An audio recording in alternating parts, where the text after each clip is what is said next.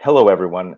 Thank you for joining us for this critically important webinar about how Canada and our allies can hold Vladimir Putin and his regime to account for their invasion and war against Ukraine.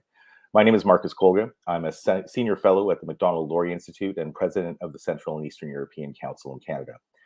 As we approach the one-year anniversary of Russia's barbaric invasion of Ukraine, the civilian casualties continue to climb. Millions of people have been displaced. Hundreds of thousands have died. Unspeakable atrocities have been committed, and the cost to rebuild Ukraine is in the hundreds of billions of dollars, with countless cities, towns, and villages turned into rubble by Russian bombs, missiles, and kamikaze drones.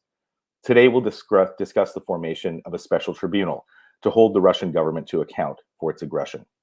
We're joined by some of the world's leading voices and experts who will explain how we can move forward to end Vladimir Putin's impunity and how we can help achieve justice for the millions of victims of Russia's war.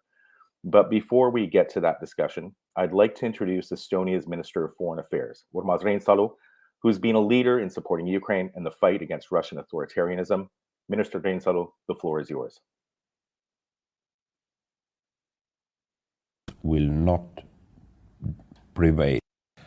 Dear Marcus, dear colleagues and fellow panelists, I'm grateful to the Macdonald-Laurier Institute alongside the Embassy of Ukraine in Ottawa and the Raoul Wallenberg Center for Human Rights for the opportunity to be here with you and to join you in weighing the options of holding those in the Russian government responsible for the crime of aggression in Ukraine to account.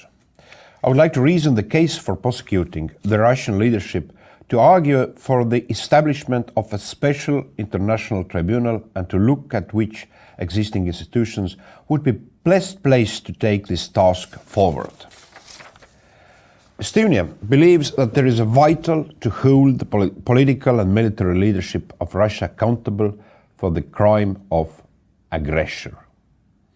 And, well, Putin, Lavrov should have an opportunity to hide under the immunity of head of state or foreign minister. If we do not proceed with investigation and prosecution, we send a wrong message that the crime of aggression is not punishable, and the evil will repeat itself and justice will not prevail. The crime of aggression is a supreme international crime which leads away to other atrocity crimes such as the crime of genocide, and genocide takes place in Ukraine now by the Russian military, and I'm truly proud that Parliament of Canada has recognized it, as did Estonian Parliament. Crimes against humanity and war crimes. However, the planning, preparation, initiation or execution of aggression is a crime in itself, separate and irrespective from whether and which other atrocity are committed. Because the International Criminal Court, ICC, does not have jurisdiction over the crime of aggression, it is necessary to establish a separate mechanism for its investigation and prosecution. Estonia supports the creation of an international tribunal under international law because it gives the tribunal more authority, including to circumvent personal and functional immunities. The Security Council cannot establish the special tribunal due to Russia's veto. Alternatively, the General Assembly could recommend to the Secretary General to conclude an agreement with Ukraine to establish the special tribunal. Some states advocate an hybrid tribunal, which is based on the Ukrainian law and has some international elements. Let me clearly state, it is not enough, because it is essentially a national tribunal bound by limitations, and therefore including immunities. The special tribunal is not meant to undermine the ICC, let me stress clearly, because the crimes investigated and prosecuted are different. The ICC has jurisdiction over the crime of genocide, crimes against humanity and war crimes. The special tribunal would be limited to the crime of aggression. Therefore, the special tribunal would not have competitive jurisdiction, but complementary jurisdiction. But justice is never complementary. And in the sake of humanity, in the sake of all these victims who have lost their lives, who are suffering right now, in the sake of our responsibility as humans, we need to act. Support by all range of conventional arms Ukraine, give all needed humanitarian economic aid, continuing full-scale political isolation of Russian Federation as aggressor state, and also right now being determined and acting to create a particular international tribunal on Russian Federation aggression crime against Ukraine. Justice should prevail in the sake of mankind. Thank you very much and have a fruitful seminar. Well, thank you, Minister Reinsalu, and to Estonia for its leadership over the past 12 months. We'll now hear from Latvia's Parliamentary Secretary for Foreign Affairs, Ms. Gunda Raira. Ms. Raira, the floor is yours. Your Excellencies, distinguished guests, ladies and gentlemen. It has been almost a year since Russia unleashed its war in Ukraine, and throughout this year of raging hostilities, day by day, we are witnessing the most heinous crimes of international concern taking place in Europe. In the 21st century, before the very eyes of the entire international community, a permanent member of the United Nations Security Council is committing war crimes, crimes against humanity, genocide, and the crime of aggression. You have my deepest thanks for organizing this event and the opportunity to address you today on such an important issue crucial to countries who seek to maintain international peace and security. While the accountability for war crimes, crimes against humanity and genocide perpetrated in Ukraine can be ensured through the International Criminal Court, regrettably, the existing international mechanisms cannot exercise jurisdiction over the crime of aggression against Ukraine. We cannot allow impunity to continue for a crime that lies at the root of all the other crimes in Ukraine. Without aggression against Ukraine, other international crimes would not have been committed in that country. Therefore, the international society must ensure accountability to prevent future aggression by countries that are not parties to the Rome Statute and to strengthen the rule of law. Since the beginning of an unprovoked war of aggression against Ukraine, legal experts of international law have been working on a solution to establish a special tribunal that would be competent to investigate and adjudicate the crime of aggression against Ukraine and bring the Russian leaders to justice.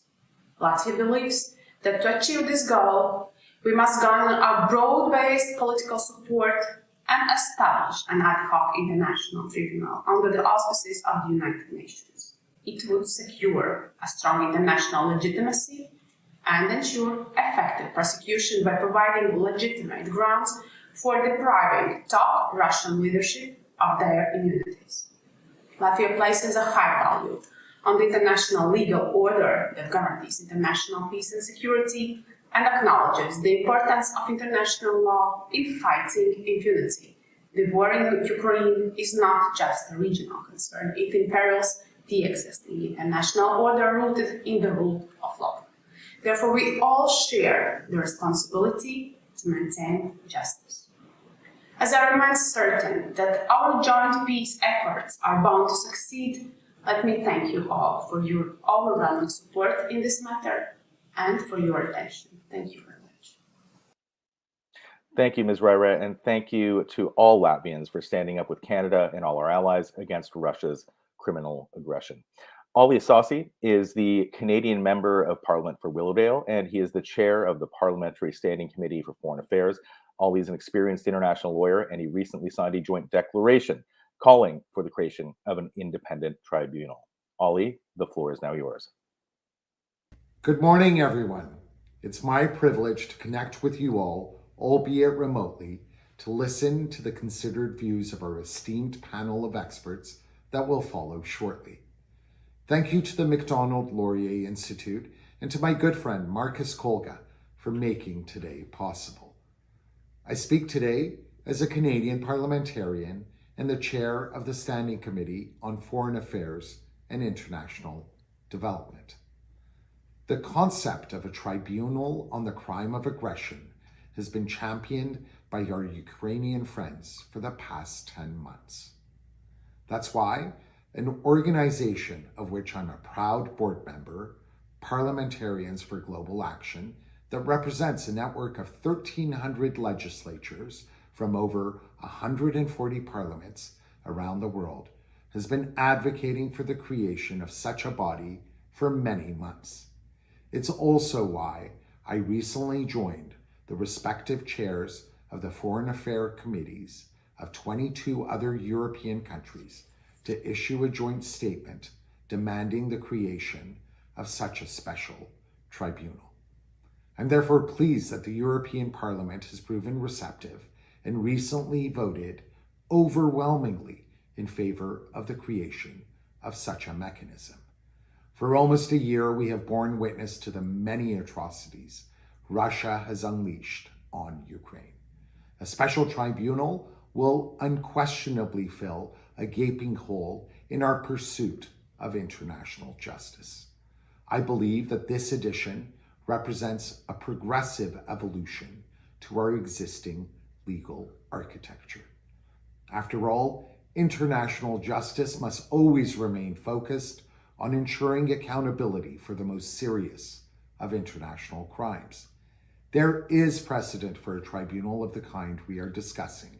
The Special Court for Sierra Leone, established in 2002, sought to prosecute persons who bear the greatest responsibility for serious violations of international humanitarian law.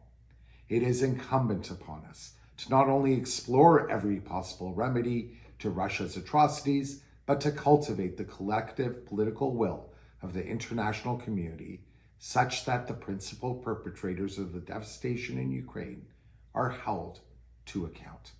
Allow me to conclude by suggesting that it is high time that we meet this moment by heeding the calls of our Ukrainian friends and allies. Thank you. Well, thank you, Ali, for joining us and for your leadership. Now, joining our discussion today are some of the world's leading experts and voices calling for an end to the Kremlin's impunity and justice for the people of Ukraine. Erwin Kotler requires little introduction. He is a legendary Canadian human rights advocate and former Canadian Minister of Justice and Attorney General of Canada. He's represented Nelson Mandela and Nathan Sharansky and fathered Canada's Magnitsky legislation. A documentary film about his life, First to Stand, is premiering in Toronto this Sunday at the Hot Docs Theatre. Thank you, Professor Kotler, for joining us. Andrei Smirnov is the deputy head of the Office of the President of Ukraine and has been part of President Zelensky's remarkable team since 2019. In September, Andrei wrote in Time magazine that, quote, "The strategic need to prosecute the leadership of Russia is to prevent future wars unleashed by crazed dictators." I couldn't agree with him more. Thank you, Andrei, for joining us from Kiev today. Mantas Adomėnas is Lithuania's Vice Minister of Foreign Affairs and is a former parliamentarian. Mantas and Lithuania's fearless leadership in defending democracy against rising Russian and Chinese authoritarianism has been recognized throughout the democratic world.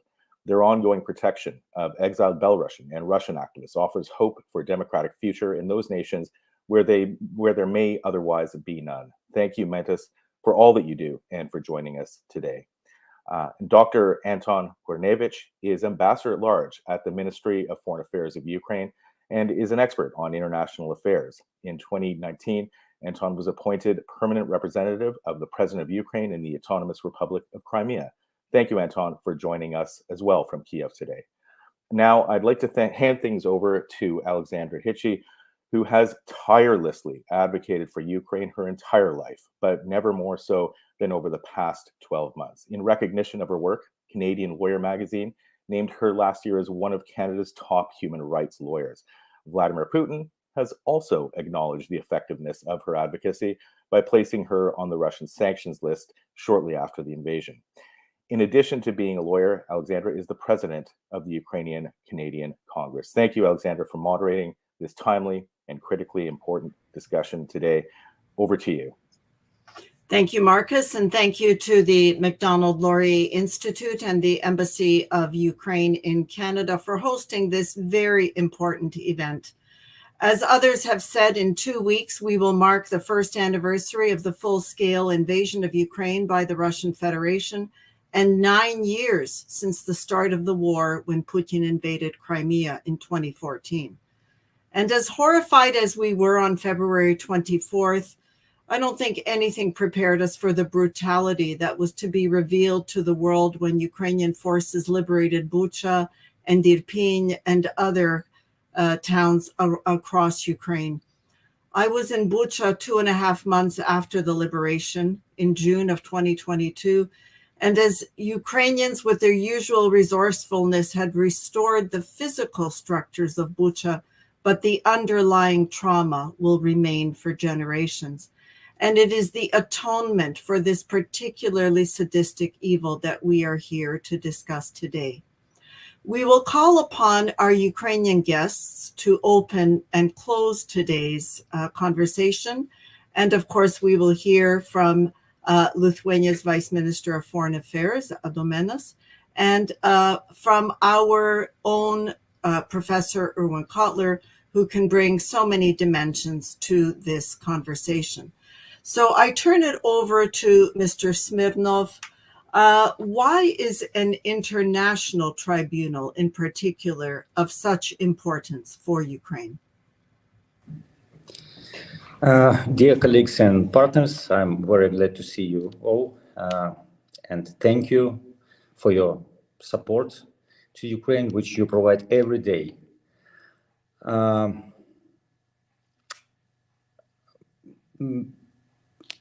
Росія – це країна-агресор. І це не просто гіпотеза в дипломатичних дискусіях, це вже очевидний і доведений факт, і доведений цей факт численними міжнародними рішеннями, численними рішеннями політичних, дипломатичних органів, парламентів європейських країн. Russia is an aggressor country, and it's not just a hypothesis, it's a proven fact. It's a fact reflected in a number of international decisions, resolutions by different international bodies and parliamentarians. Росія, як країна-агресор, вона фактично всю історію свого існування присвятила спробам підкорення і знищення України. Ми вижили, ми вистояли, не дивлячись на радянські репресії українців, не дивлячись на 3 голодомори, коли Росія морила голодом українців за 1 століття. І я переконаний, що ми обов'язково вистоїмо і зараз, коли Росія хоче, щоб ми замерзли без опалення і світла, води і медичної допомоги. Over its existence, Russia has always tried to conquer Ukraine. We've suffered greatly through the years of Soviet repressions during Soviet times.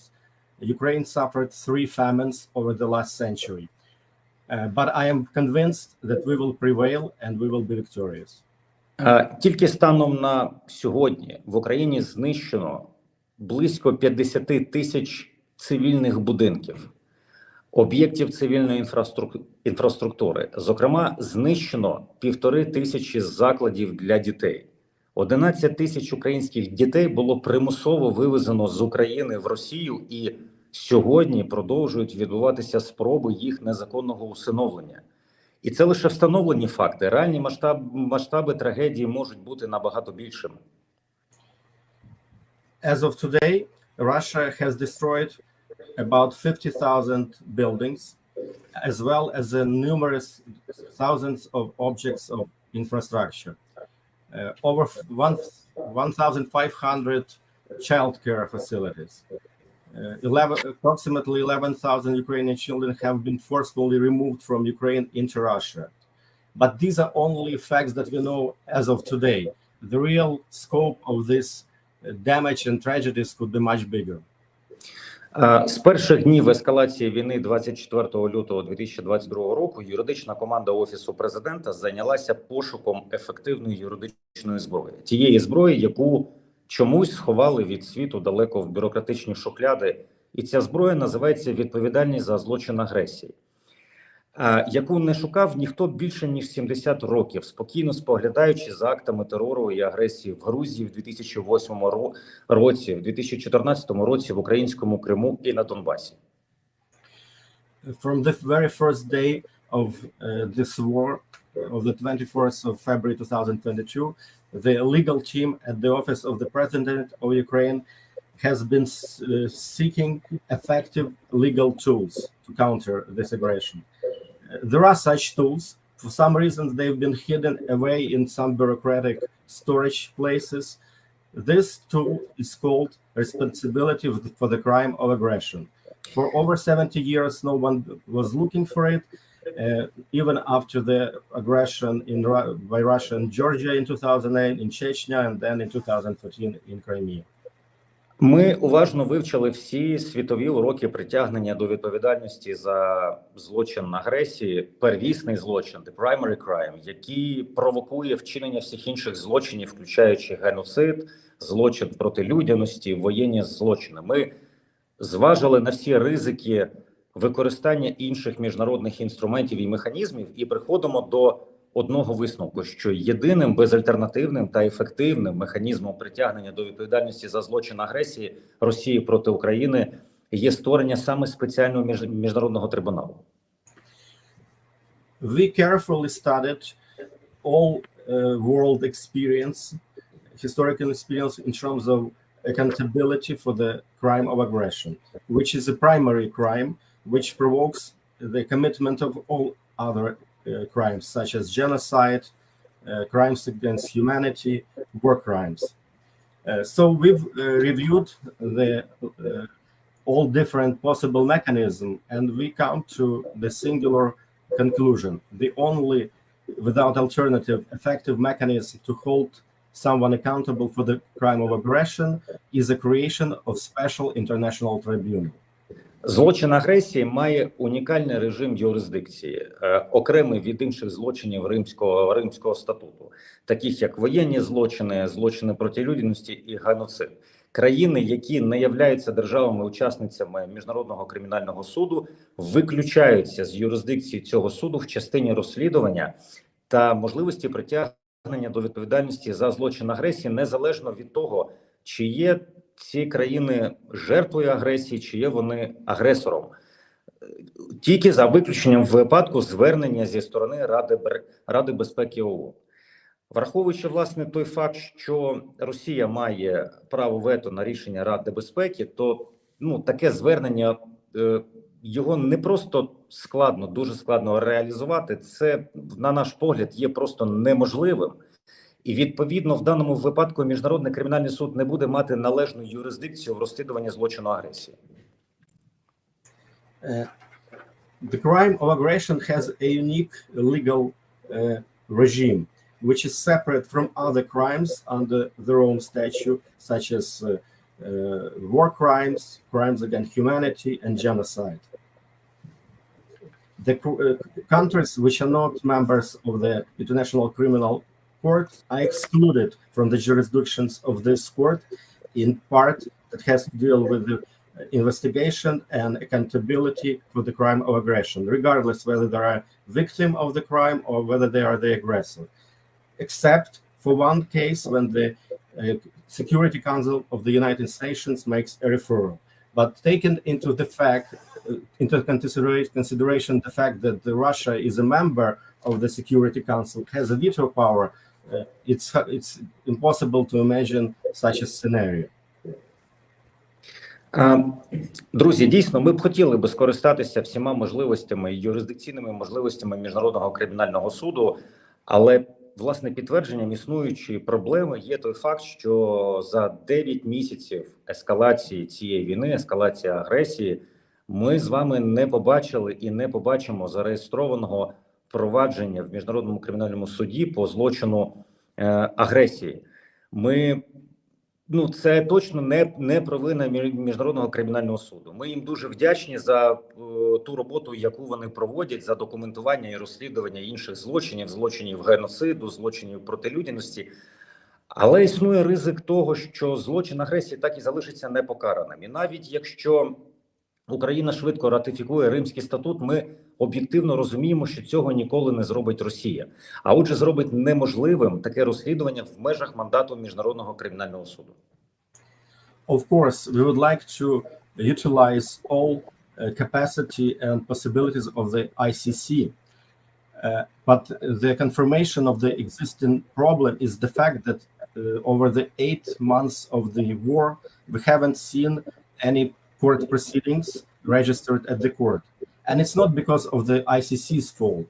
We are very grateful to ICC for its work that they are conducting in terms of documenting and investigating crimes of genocides, crimes against humanity.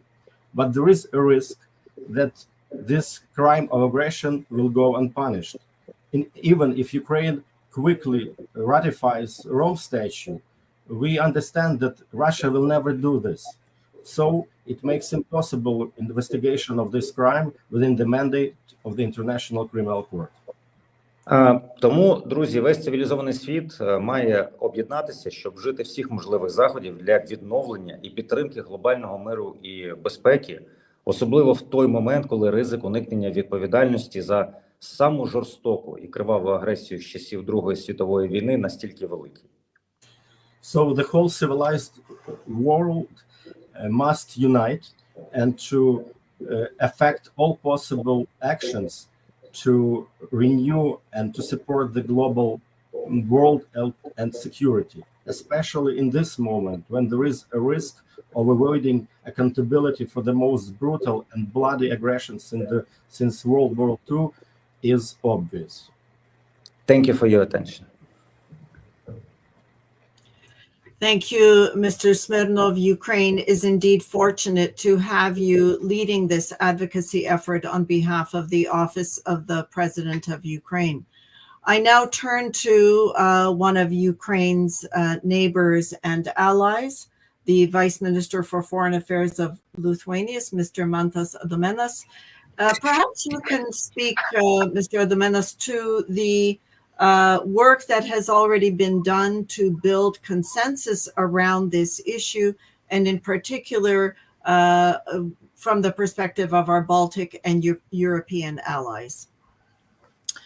Thank you. Thank you. Well, dear Minister, Ambassador, and distinguished participants, I will inevitably touch upon some of the grounds which presenting our arguments in support of the special tribunal, and then we'll touch on the issue of building support for establishing of this court. And so, first of all, let me thank you for the privilege to address this event, which I believe is an extremely important pertinent issue on holding accountable the political leadership of Russia, as well as I may emphasize, its accomplice Belarus for the crime of aggression against Ukraine. And as Lithuania has been, is, and will remain among the strongest supporters of all initiatives directed at ensuring full accountability for all international crimes committed in and against Ukraine, including for the crime of aggression.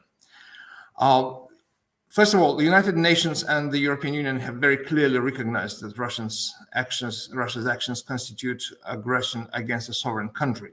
Therefore, the imperative and challenge is that of finding a credible and effective international response to achieve accountability for the most serious crimes under international law committed on the territory in Ukraine, including for the crime of aggression. And we fully agree that the International Criminal Court should play a key role in persecuting war crimes, crimes against humanity, and possibly genocide committed in Ukraine.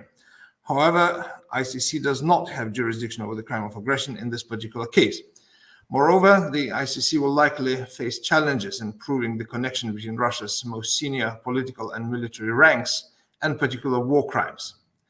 The crime of aggression is a leadership crime, and such jurisdictional gap risks to become a major source of injustice. There is no doubt that the unprovoked aggression against Ukraine is a result of decisions taken by Russia's top political and military leadership. We cannot allow them to escape full accountability, and therefore it is our strong belief that the Special International Tribunal for the punishment of the crime of aggression against Ukraine has to be established to complement the role of the International Criminal Court with regard to the crime of aggression. Needless to say, the Special International Tribunal for the crime of aggression should be effective and have the widest possible international legitimacy. Therefore, the most preferable and feasible way of establishing this tribunal is through the resolution of the UN General Assembly. It's through its universal representation we can bring global legitimacy to the tribunal in order to address such crucial issues as impartiality, immunities of state officials, and cooperation with the tribunal. We believe that the international jurisprudence suggests that the immunity applicable to state officials of the highest rank during their time in office, the so-called troika, would not apply in the prosecution of crimes under international law by international courts. However, a tribunal with some degree of hybridity, established regionally or nationally, will have difficulty invoking exceptions to immunities and will face legal issues concerning judicial independence and cross-regional legitimacy, as well as challenges related to Ukraine's constitution. It is true that any new international criminal justice mechanism inevitably raises questions over the mandate, structure, and costs. However, this cannot justify inaction or inadequate solutions. Justice is a precondition for sustainable peace. Since evidence of the crime of aggression should be gathered without delay, we support the initiative of establishing the International Center for the Prosecution of the Crime of Aggression against Ukraine, which will be linked to the existing joint investigation team supported by Eurojust as a first step towards the Special International Tribunal.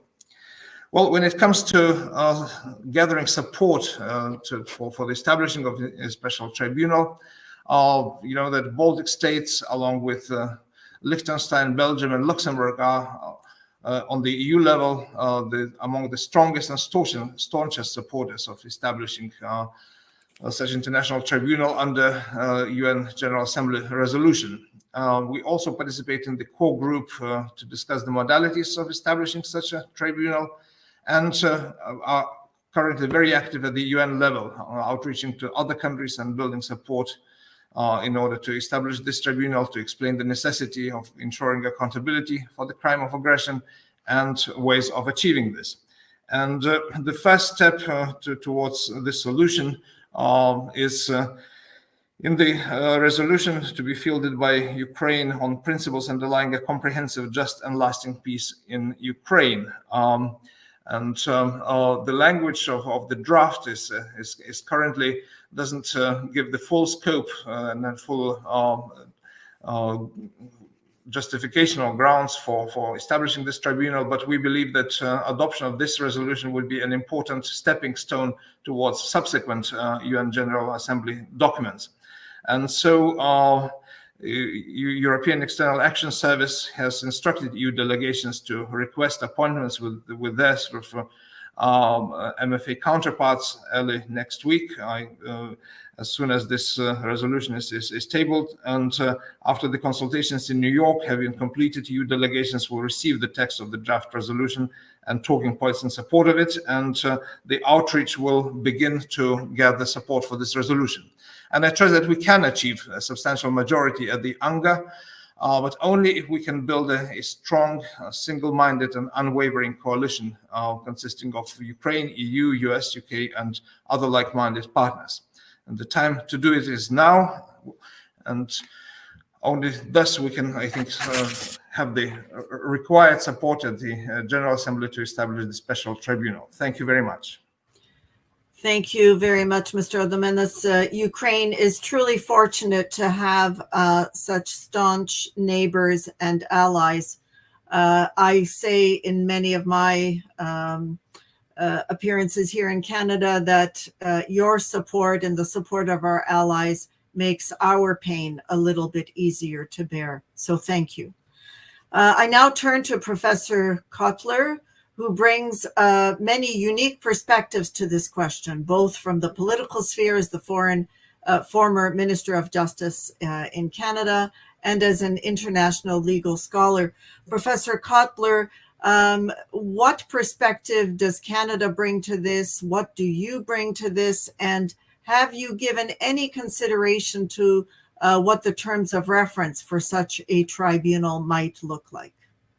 Yes, thank you, Alexandra. And I want to express my appreciation to you, to Marcus, MacDonald-Laurier Institute, the Ukrainian Embassy in Canada, and all those who helped initiate and convene this very timely, significant, and necessary forum. Indeed, we're meeting at an important moment of remembrance and reminder. It's been mentioned on the eve of the anniversary of the unprovoked, premeditated, and criminal aggression by Russia in Ukraine, attended, as other panels have mentioned, by war crimes, crimes against humanity, and acts of genocide. Ironically enough, at the time that Putin launched the invasion, he turned history, fact, law, and morality on its head, seeking to justify this criminal act of aggression by referring to the need to denazify the Ukraine.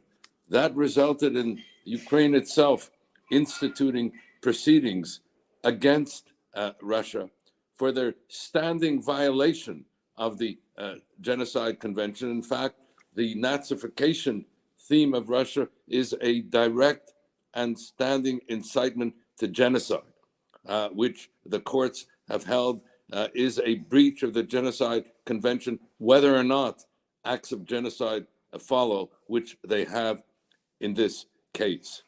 And so I have been engaged in this together with international law colleagues, among others, Hans Karel, the former legal advisor to the United Nations, and himself engaged in establishment of previous international tribunals, such as in former Yugoslavia, and David Crane, and reference was made to the special international tribunal with respect to crimes in Sierra Leone. He served as a special prosecutor.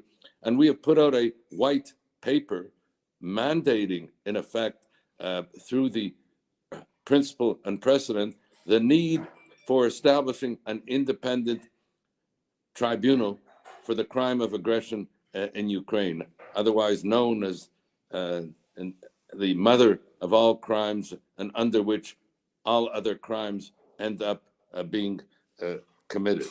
Now, there have been other legal initiatives that have been taken. In fact, the Russia's invasion of Ukraine served finally as a wake-up call for the international community, which had been largely indifferent, notwithstanding Russia's assault in Chechnya, its invasion of Georgia, its illegal seizure of the Crimea, its brutality in Syria, all of which probably incentivized the indifference of the international, incentivized Putin to think, well, if the international community didn't do anything when I did all these other criminal acts, why should they care if I go into Ukraine, which in any way is not independent, which is part of Russia, and I need to denazify it. It was that criminal act of aggression which finally served as a wake-up call for the international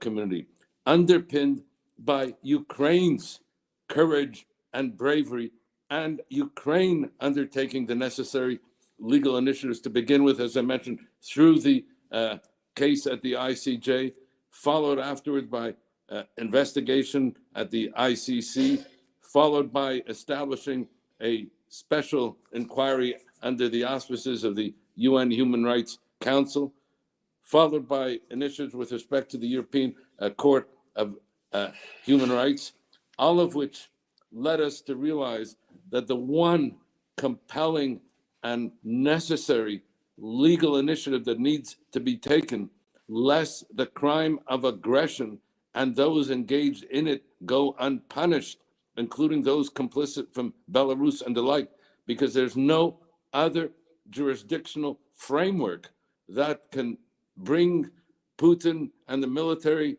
and political leaders of Russia to justice for the crime of aggression other than establishing, as has been mentioned, this independent tribunal.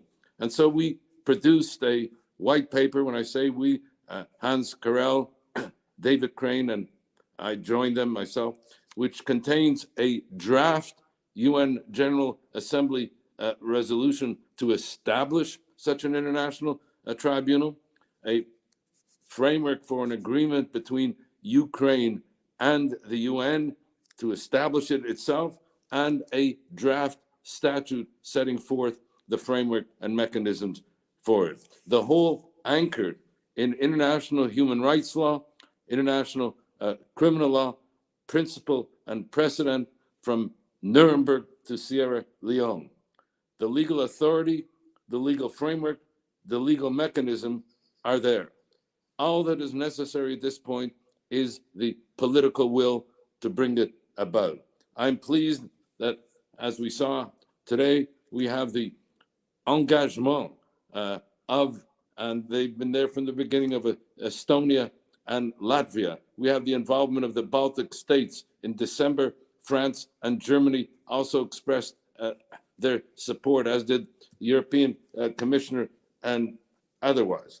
But what is necessary at this point is to galvanize the support for what is a moral and legal imperative to secure justice and accountability. And in this context, and you've heard my colleague Ali Assasi, who's in Washington as we speak, seeking to mobilize support at the congressional level, at the parliamentary level.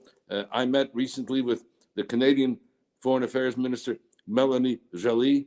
I met also with our Canadian Prime Minister, wherein I said that Canada should not only support such a proposal, but in fact should take the lead in mobilizing international support for this proposal, because the only way we can bring this about is by having international support so that this UN General Assembly resolution can be adopted, so that the proper framework can be established, and to thereby not only hold Putin accountable and political and military leaders in Russia for the crime of aggression, but those complicit in it from Belarus, for example. And it is the least we can do to support the incredible courage and bravery and heroism and engagement of the Ukrainian people, including their engagement on the legal level. Ukraine itself has launched some 60,000 investigations. But most importantly, and with this I close, it is Ukraine itself that has been seeking to have this tribunal established.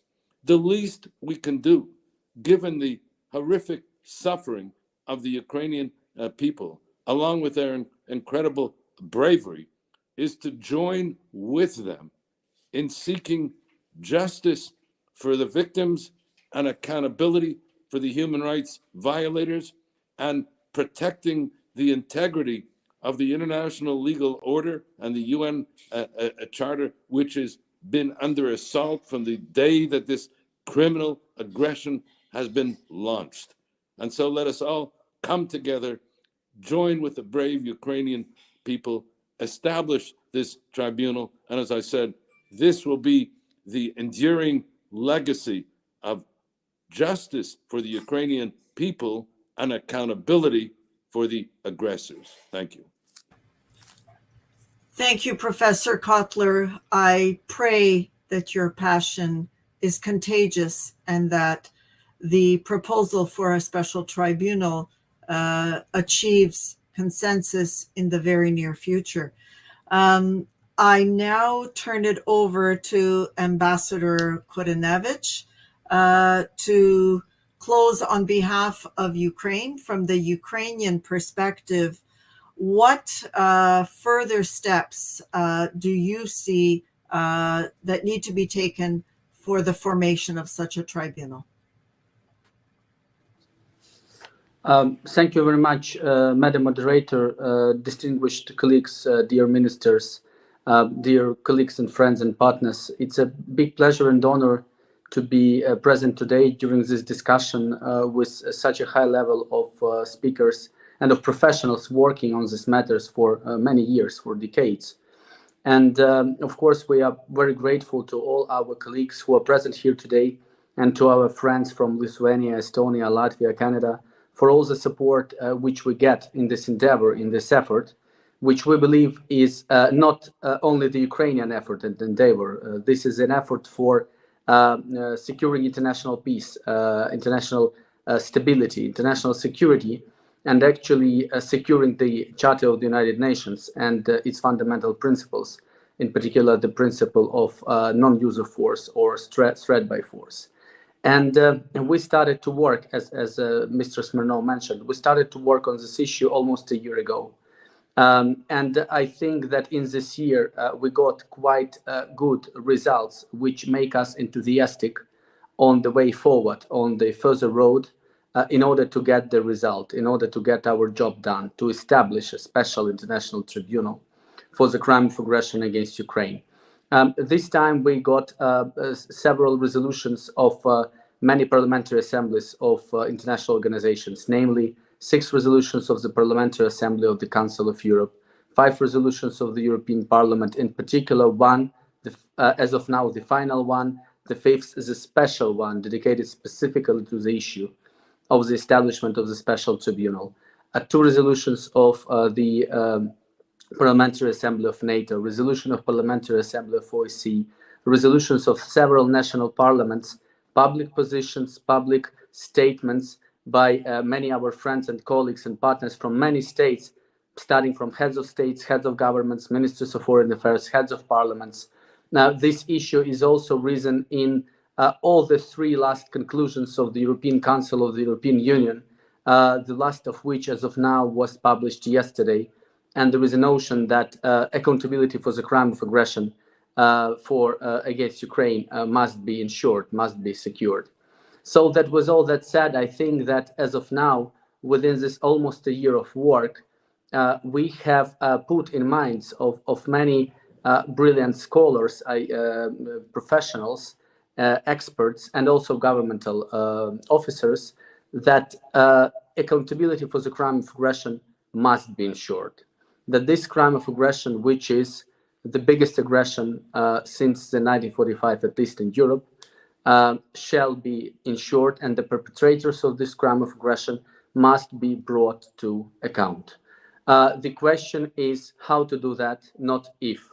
And we believe that the International Special Tribunal, which will be supported by the international community as a whole, and of course, in this respect, all the activity and all the actions from the United Nations General Assembly as a world forum, as a universal organization of contemporary international law, is of course of particular importance.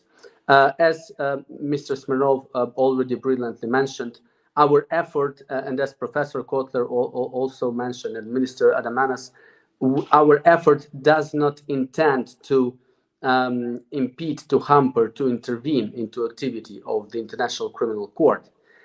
We do have a very active and effective cooperation with the ICC. First of all, on the level of our prosecutorial authorities, they have daily contacts with the ICC. We have amended our national law, in particular the Criminal Procedural Code of Ukraine, which now includes the separate chapter on cooperation of the ICC, which makes the life of the ICC in Ukraine easier, more feasible, and more effective. We are now in consultations with the ICC in relation to having the opening of the field office of the ICC in Ukraine.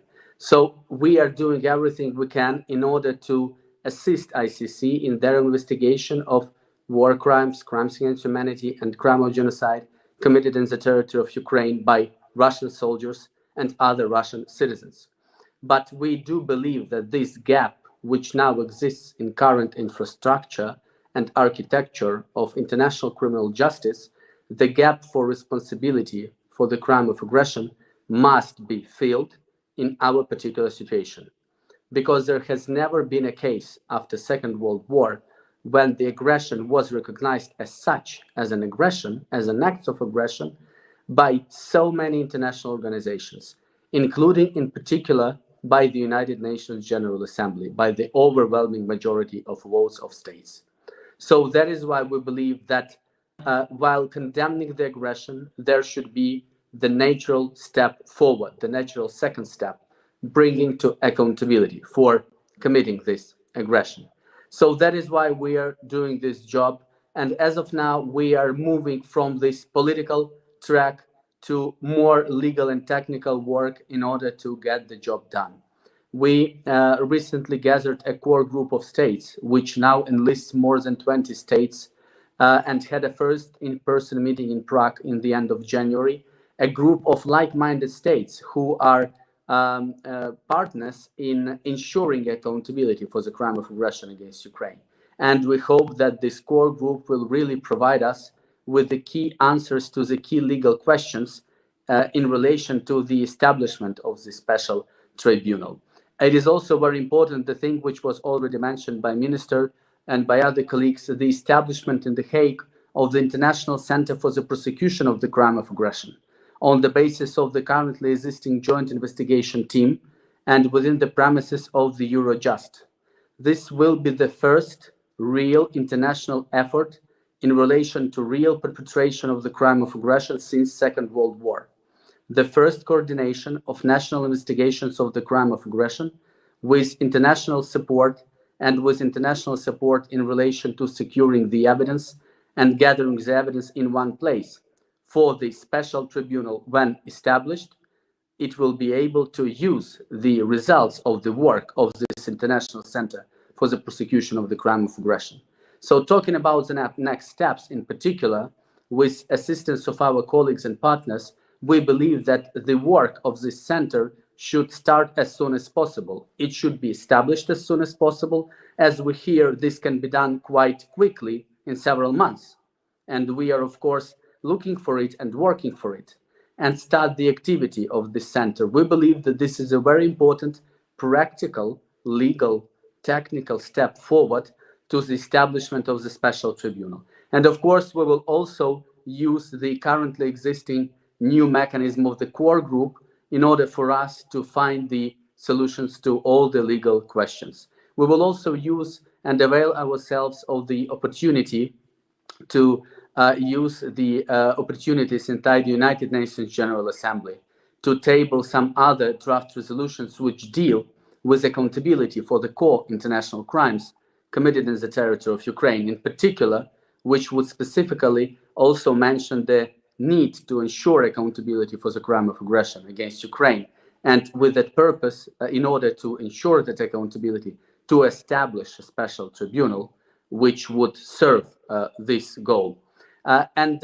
Since we are talking today to our Canadian friends and partners, we are really happy that Canada joined the core group, and we anticipate and will be happy that Canada plays active role, leading role in that core group in order for us really to move forward with particular legal and technical steps. And I think that there is also another thing which can be done in order to promote this idea, this concept through in Canadian society, in Canadian political sphere. I think that the initiative of tabling the draft resolution of the Parliament of Canada, which would support the effort, the endeavor to establish a special international tribunal for the crime of aggression against Ukraine, would be very timely, would be very effective. And we saw this for several times in this this year, that really national resolutions of national parliaments do matter, and that really the governments play active role and leading role in this question if they feel that the parliament supports the effort and is active in doing that. So I think that this is something what maybe people and colleagues who are listening or watching to us today can consider and can see whether this is feasible and whether this can be done. For us, it will be an important element of support, which we are sure will lead us to the goal. I will finish my speech now by saying that, of course, we're well aware that there is a peace formula plan by the President Volodymyr Zelensky. Element 7 in that peace formula plan is accountability and justice. So it is very important, and I think that this argument really is of key importance, that there can be no peace without justice and accountability. And whenever we talk about peace and justice and accountability for Ukraine, we talk that the special tribunal for the crime of aggression against Ukraine is one of the key elements for this peace to happen. So that is why we are contemplating and doing the instructions by our leadership, by the President Zelensky, in order to get the job done. Moreover, the establishment of the International Special Tribunal for the crime of aggression against Ukraine is one of priorities for Ukrainian diplomacy for the year 2023. So that is why we will keep working on this track. We will keep working with all the international partners, with all the like-minded states, governments, international organizations, other stakeholders to get the job done. And I'm sure that we will do that. I thank you. Thank you, Ambassador Kodanevich. There are so many questions that I could ask, but I don't believe that we have time for those questions. We must end our broadcast soon. But I have taken note of your challenge to the Ukrainian Canadian community, and we will be advocating for such a resolution in Canada's Parliament. I am grateful to all of you for your passion, your advocacy, and for taking the time today. I am truly privileged to have had the opportunity to discuss this very important question, and the resolution of which I think will give all of us renewed faith in the stability of our international structures, and in particular the United Nations. So thank you all. And Marcus, I turn it over to you. Well, thank you, Alexandra. On behalf of the Macdonald-Laurier Institute, thank you to all of our panelists and Alexandra for moderating this incredibly important discussion. Thank you to our partners today, the Raoul Wallenberg Center for Human Rights and the Embassy of Ukraine. This webinar will be posted on YouTube. It will be broadcast on CPAC. Please share the YouTube link with your friends and colleagues. Again, thanks to everyone who tuned in. Until next time, have a good weekend.